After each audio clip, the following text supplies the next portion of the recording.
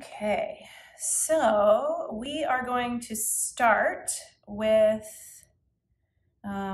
child's pose. And child's pose is pretty much how a lot of yoga classes start.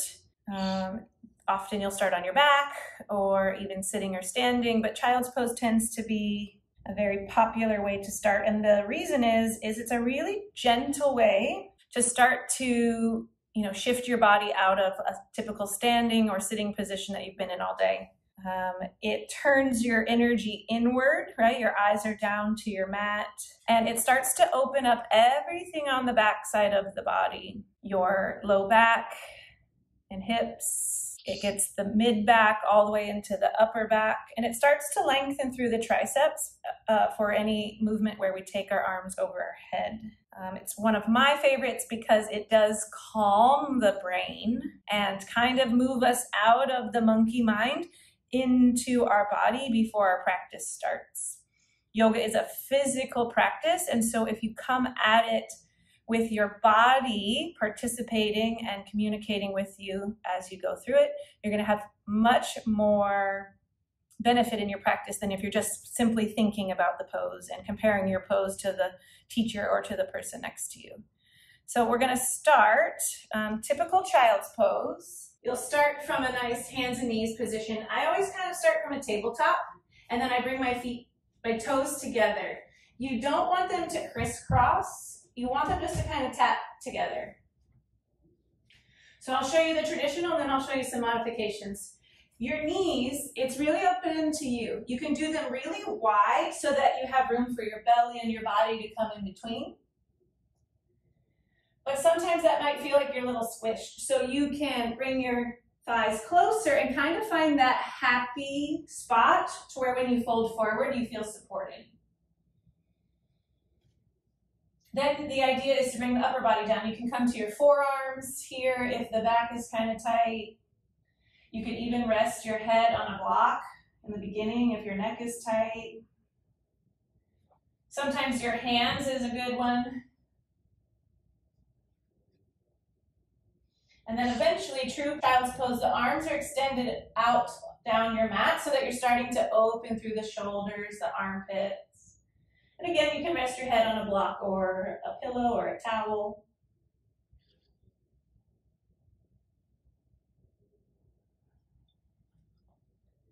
And then you just go inward and build your breath.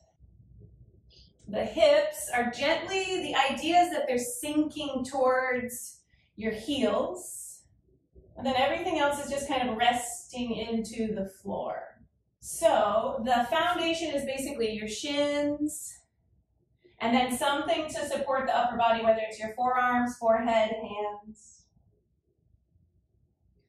So for modifications, if you are in a flow class and you're not going to be able to grab props every time you go to child's pose, and let's say it's your ankles, you can tuck your toes like push-up toes gently and kind of do a version like this. If your knees are bugging you, I usually recommend shifting forward into puppy pose occasionally instead of full child's pose. So puppy pose, from your child's pose, your hips are back, your forearms are out in front of you. All you do is lift your hips kind of like tabletop. And now you're in a modified puppy. So if it's a flow class and you don't have time to grab a pillow, you'll just kind of hang out here instead of all the way back in your child's pose if that is uncomfortable. And then eventually your hips start to sink further towards your heels. You can reach your fingertips towards the top of your mat. Sometimes it's nice to walk your hands to one side, gently opening one shoulder. And then opening the other shoulder.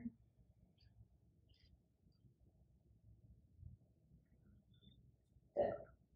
So if you are going to be holding the pose, let's say you're taking a yin class or the teacher tells you you're going to be in the pose for a moment, or sometimes child's pose is a great pose to just kind of just do throughout your day.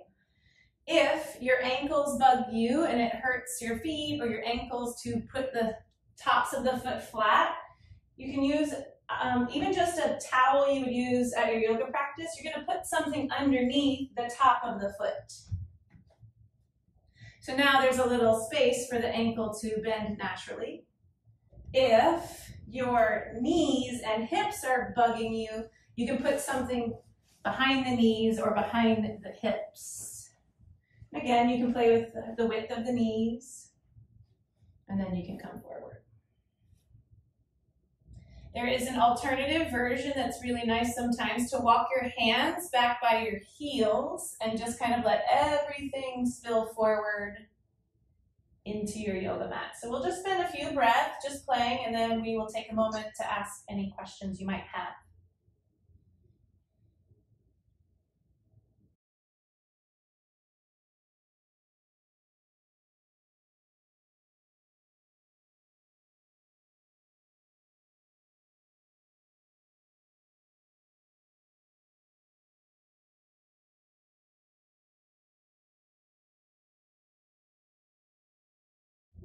All right, so slowly you can come on up. All right, so any questions? And basically the question should be, is there discomfort, right? If there's discomfort in the pose, we can tweak something to make it feel more comfortable, right? Obviously you're gonna feel stretch, you're gonna feel things, but it shouldn't be painful or sharp pains or anything. I like having your hands back. That was interesting. Yeah, I like it, and I put my palms, like my forearms, the back of my hands, stretched out. My palms are up, and it just lets your shoulders kind of sink down. It's really nice. But your knees and hips and ankles feel safe in child's pose? I actually put my head on a block. Perfect. Yeah, cool. How about you, Mom? So then next we're gonna do tabletop, hands and knees. And then we're gonna flow through cat-cow. So I do this pose pretty much every day. I guess child's pose probably, if I had to bet. And so tabletop, we're just creating 4 points. Hand, hand, knee, knee. And then of course, you can use your toes to stabilize as well, or you can untuck your toes. I like to find some sort of balance in the width of my hands and the width of my knees. It does not have to be perfect. And you want the hands to be under the shoulders, not out here in front, right? You don't want the hips out in front. We want kind of everything stacked like a cube. You're gonna spread your hands really wide to press through the knuckles and the fingertips so that your wrists aren't having to do all of the work. If you have wrist issues, I'll show you modifications in a moment. So this is typical tabletop. And so let's just play with core activation while we're here. We're not gonna use it too much in this pose. You're gonna press down through your hands, down through your knees, like really connecting there. And you're gonna imagine an imaginary marble in your belly button. And you're gonna press through your hands and shins and pull that marble up into your belly button. So it's a little more awake. So pressing through the hands, pulling through the core. See if you can practice breathing while maintaining that. We'll do 2 breaths.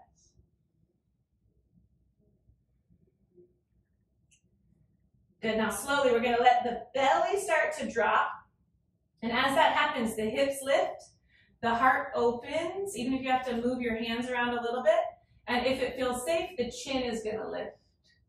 This is cow pose. You can imagine, your udders hanging low like a cow.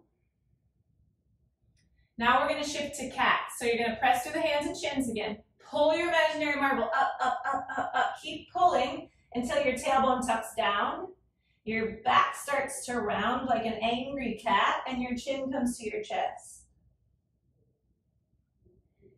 You're still pressing through the hands, spreading the shoulder blades wide. And then we're gonna flow. So slowly drop your belly, lift your heart. Big breath in. And then exhale, press it, and exhale as you round. Couple more like that. Drop the belly, inhale. Exhale, round it out. And just continue back here, couple more rounds. What we're doing with this pose is we are moving the spine. We're moving it in directions that you don't get to move in every single day when you're just sitting and standing. The movement is what keeps the joint and the bones healthy. It's that old, I don't know if it's quite a proverb, but you know, use it or lose it. If the bones don't get activated, if the joints don't get movement, they start to decay and they can't support the movement as we age. So come back to neutral, right? Hands ground, shins ground, pull your imaginary marble up, take 2 breaths. Just practicing activating the core. Good, now we're gonna sway hip side to side. So kick your right hip out to the right. You'll start to feel a little stretch there. Then try the other side, left hip out to the left. Just getting into the hip joints. And then we're going to do a little lateral bend. So as you kick your right hip out to the right, you're gonna look over your left shoulder. You'll feel that entire right side open and then switch. Left hip out to the left and look over the right shoulder. Sway back and forth here. Side to side, side to side. Now just moving your spine laterally, right?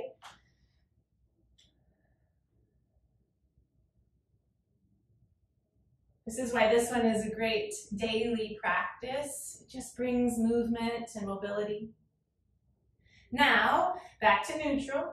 We're gonna just let the body kind of lead and guide you into shapes that feel good. So what you're gonna do is watch me first, but then you're gonna close your eyes and you're just gonna start to circle through the hips, right? You'll feel that's also a circle into the shoulders, like you're stirring a big pot with a belly button, your belly button, gross.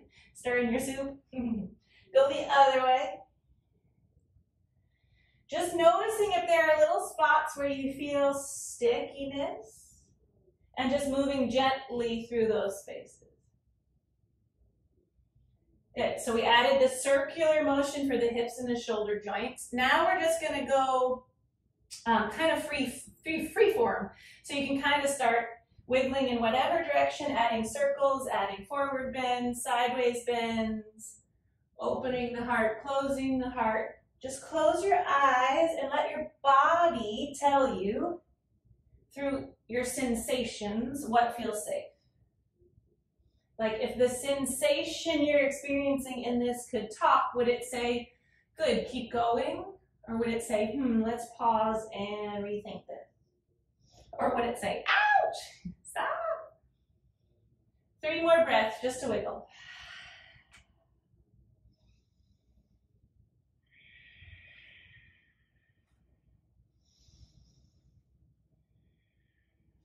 Beautiful. Now, just for kicks, untuck your toes and shift back to child's pose for 3 breaths. Just sink in and then we'll take a moment for questions.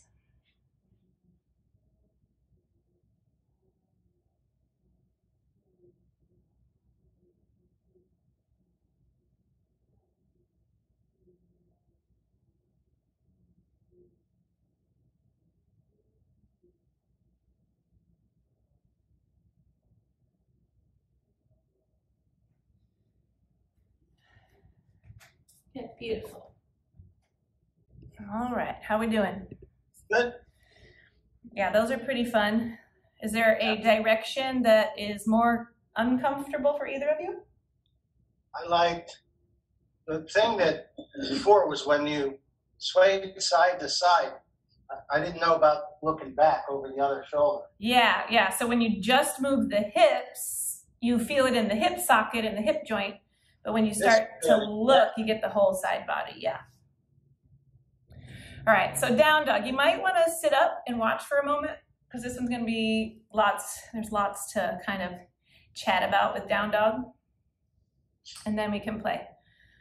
There are misconceptions about down dog, big ones, where people think it's about getting your heels to touch the mat. You'll even hear yoga teachers say, like, press your heels down towards the mat.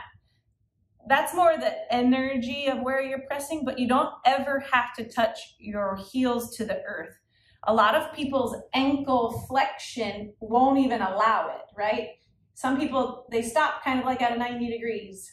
These are people that are probably really great runners, and so they're tight ankles and calves anyways.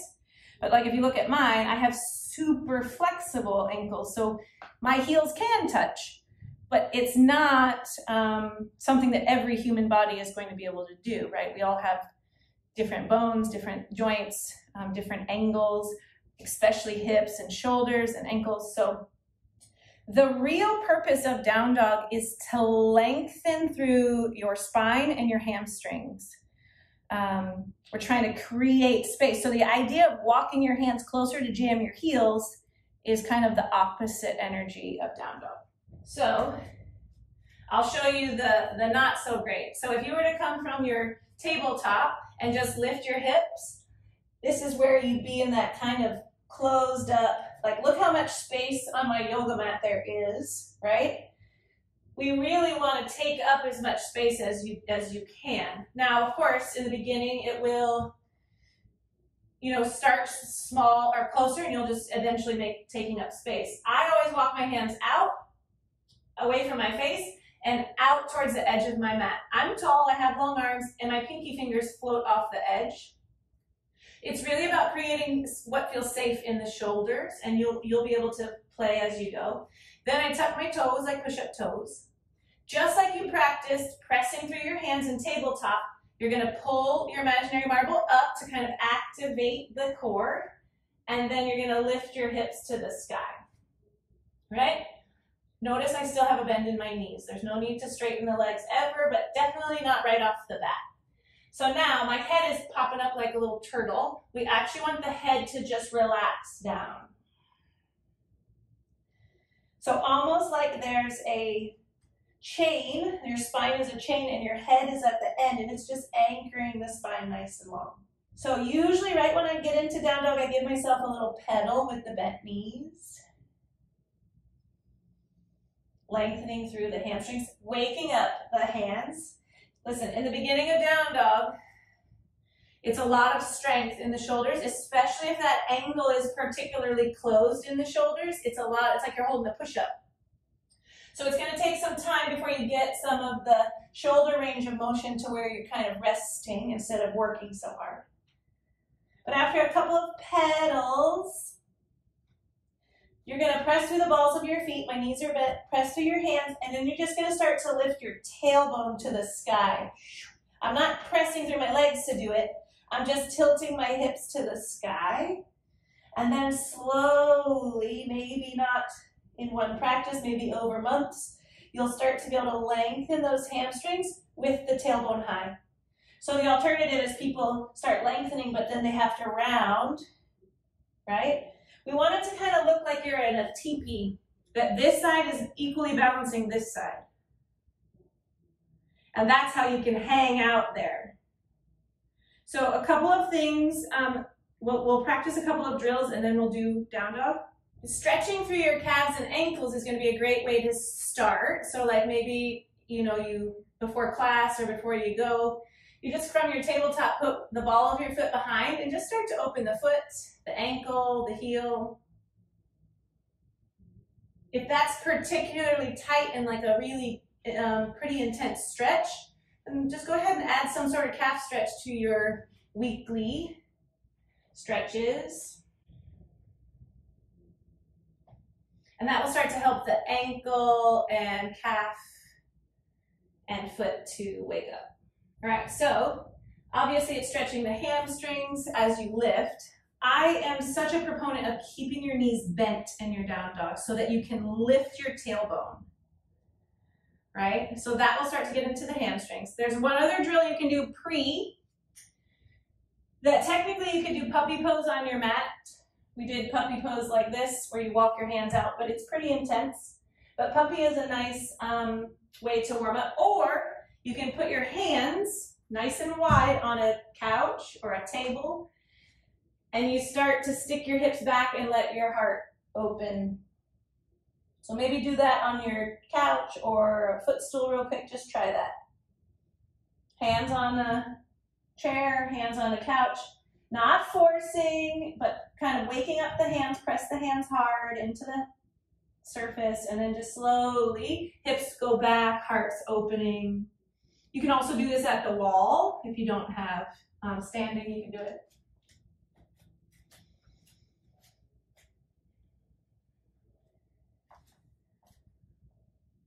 Good. Slowly, you can come back around to your mat. The one final thing I was going to talk about for the wrists. Most of the time, it's just we need stronger wrist muscles. And so anything where you're gripping a ball or squeezing a ball will help to strengthen all of these muscles. But you also want to make sure you're using the whole hand and not just relying on the wrist to hold you upright. You're pressing through the thumbs, the fingers, the knuckles.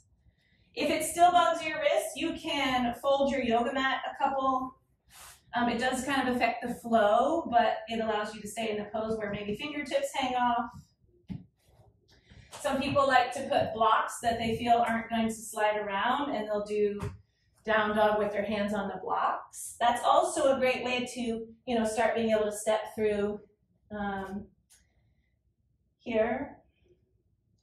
Some people also enjoy doing down dog with their hands. Again, it's usually if you have a wrist issue, on some dumbbells so that your wrist stays neutral. So go ahead and play. Start from your tabletop. You're going to walk your hands up, maybe out. You can always adjust. You'll tuck your toes like push-up toes and lift your tailbone to the sky. Keep the knees soft. Let your head start to hang. Pressing through the heels to kind of open up the heels, the ankles, the hips, the hamstrings. And then for a few breaths, see if you can just press through your hands, press through the balls of your feet, and lift your tailbone, not straightening through the legs. It's like there's a hook on your tailbone lifting you to the sky. If you are particularly open and mobile in the shoulders, be mindful that your heart's not dropping too far open. You want to be pressing into that shoulder joint so everything's nice and safe. 2 more breaths. Good. Slowly back to your tabletop. Take child's pose for a few breaths. Maybe you try a different angle of the thighs in child's pose. There's options to bring the knees all the way together.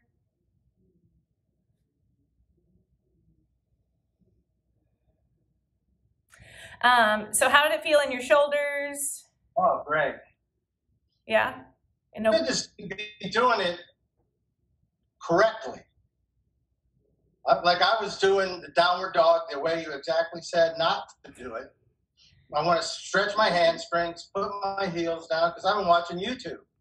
Yeah, so that's the tricky thing about YouTube videos is, and they say a lot of it, but so much is like we're looking around the room or at the instructor who's been practicing this for a lot longer. And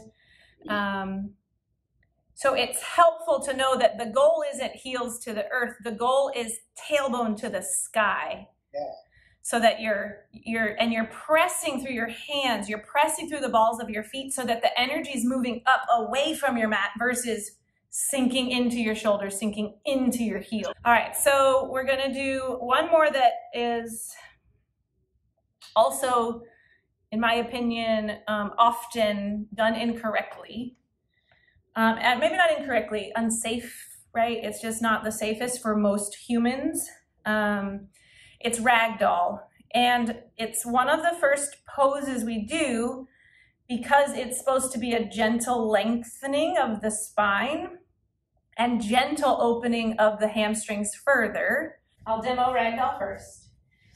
So Ragdoll is soft knees, and then you just kind of are spilling over. If you can get your belly and thighs to support each other, you might have to bend and widen the knees to make that happen. But if you can, then your upper body gets to just kind of spill over and relax. So what I often see is people feet together, legs straight, and then just dangling like this, which It might feel like it's a stretch, but it's actually compressing your low back a lot, especially if it's the beginning of class. So you want your feet to be hip width, and you want your knees to bend so much that you can feel that relaxation happening through the upper body, the spine. The head is hanging. And then to get out, you would keep the knees bent, press the feet, and roll all the way up. So now you're pretty much set to stand up safely, versus if you were here and you went to stand up, you're like standing up straight leg, like that's just all sorts of scary. So okay, so first, how do you get into it? So usually you're coming in from down dog. So hands are grounded, tailbone's lifted, maybe my knees are already soft. You're just gonna walk your feet underneath you. Maybe you get to fingertips here. When your feet can ground, then you're gonna shift all your weight back, bend your knees, and then just relax. You can, anytime the earth feels like it's too far away in any pose, if the instructor's like, put your hand on the ground and reach up, and you can't reach the ground, that's when a block or even a chair will help. So you can put your hands on the blocks to support as you fold forward. You can even, again, like I said, use a chair, hands on the chair, and just starting to relax down. The biggest thing is the knees are soft in ragdoll. Forward fold is where we fold with legs straight. But to be honest, I still bend my knees every time I forward fold. Every time I keep a soft bend. I say really getting into the hamstrings for like triangle pose, pyramid pose, or the seated hamstrings at the end. If the block, you don't need the blocks, you can bring fingertips to earth. The other thing you can do, if it feels safe, don't do it if your legs are straight. You're gonna grab opposite elbow and then see if that feels good to hang. If it feels good, you can add little shimmies side to side, but don't let the legs lock out. So go ahead and play with ragdoll.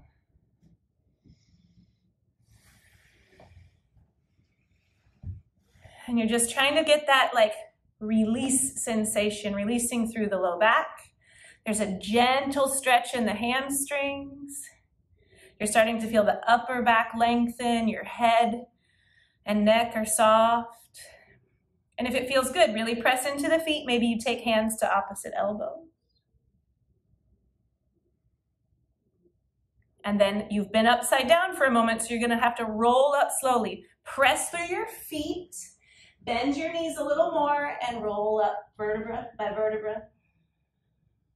Good. Woo. How'd that feel? Wow. Did it feel intense or gentle? Yeah, but what part felt intense? Oh, what part did? My hamstring. The hamstrings were nice. It wasn't not intense. Yeah. I don't want it intense. Feel it. You can feel it stretch. there. I had it right here in the back. Yep, gentle. It's like a gentle. It's the very beginning of class, so it's supposed to be gentle. Okay. Okay.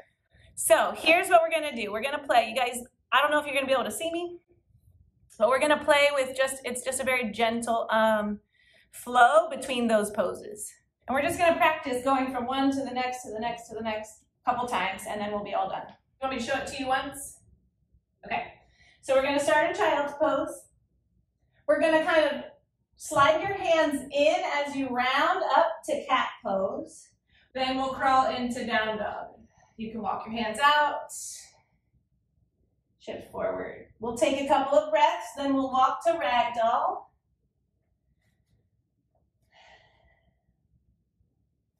Then we're gonna go right back to down dog.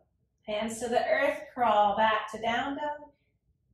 We'll take a couple of breaths, then we'll return. Knees to the earth. We're gonna go right to cow pose. And then to child's pose. Cool, so we'll do that flow a couple times. I'll call it out, don't worry if you don't get it perfect. We're just gonna practice moving from one to the other. So find your child's pose.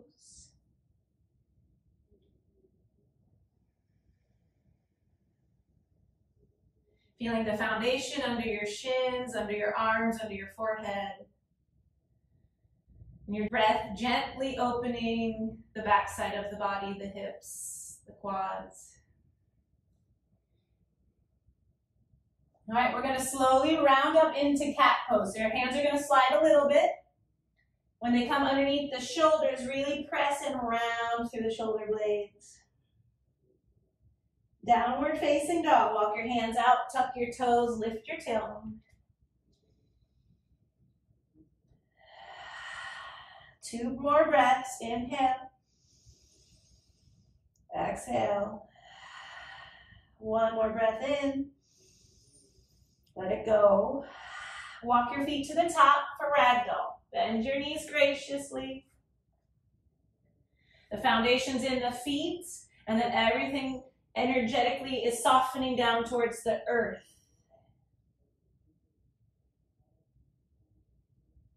Good.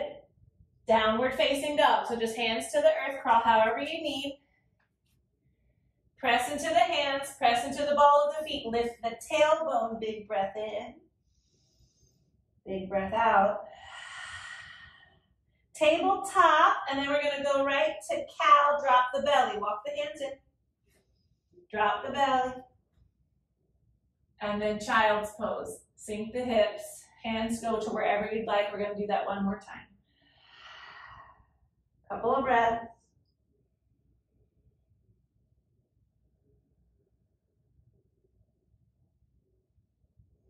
All right, we're going to shift to cat. So round the shoulders, hands slide under. Open, open, open, open. Then find down dog. Lift the tailbone, drop the head. Ragdoll, walk your feet to the top. Ground through the feet, soften. 1 more breath here. Hands to the earth, find down dog. Lift the tailbone, big breath in. Exhale, let it go.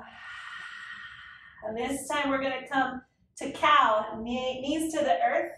Slide the hands under so you can drop the belly. Lift the heart, and then child's pose.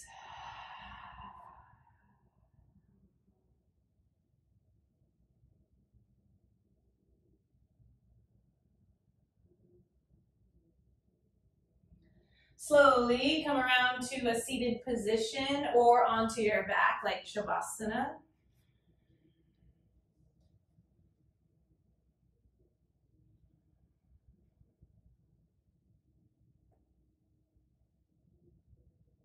We're just going to let the body and breath and mind kind of quiet here.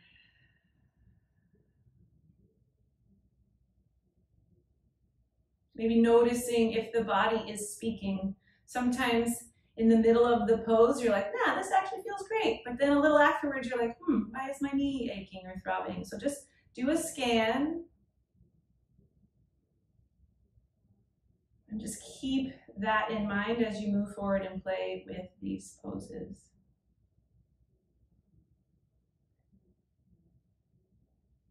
Good. Hands to heart. Thank yourself for showing up. Thank your body for showing up. May you find happiness in the root of all happiness. Namaste.